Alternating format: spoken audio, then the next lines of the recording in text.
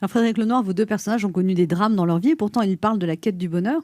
Et en fait, c'est quoi la morale de ce roman? Alors c'est que en fait, la plénitude, c'est pas de vivre sans problème, mais de faire avec.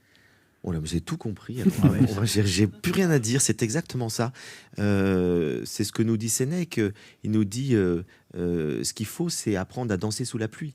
Il faut pas ne pas sortir parce qu'il pleut. Il faut danser sous la pluie. Faut pas attendre qu'il fasse beau parce que sinon Voilà, on faut reste pas chez attendre qu'il soi. fasse beau. On reste chez Ouais, soi. puis il Surtout en existe ce des moment. parapluies, on peut danser avec un parapluie. Ouais, exactement, on peut faire les deux. Et donc, effectivement, la vie, il y aura toujours des douleurs, il y aura toujours des obstacles. Et puis, on va mourir, et puis nos proches vont mourir. Et donc, faut pas se blinder. Qu'est-ce que vous Faut diriez pas aux avoir gens peur qui de nous vivre, écoutent faut là, vivre pleinement en qui- essayant de surmonter les obstacles. Qu'est-ce que vous diriez, Frédéric Lenoir, ce matin, aux gens qui nous écoutent et qui sont en train de traverser des épreuves de la vie, justement? Eh ben, d'essayer d'ouvrir leur cœur et leur esprit pour comprendre que ces épreuves, ces difficultés, peut les aider à grandir. Et qu'il peut y avoir à travers toute difficulté, toute épreuve, une possibilité que la vie nous offre de comprendre quelque chose. Par exemple, je connais beaucoup de gens qui ont traversé des cancers, des maladies graves, et puis ils ont compris qu'il y a quelque chose qui n'allait pas dans leur vie et qu'il fallait peut-être changer quelque chose. Et qu'après, ils ont dit, bah, finalement, je suis plus le même aujourd'hui. Et même si j'ai traversé des choses douloureuses, ça m'a permis de grandir.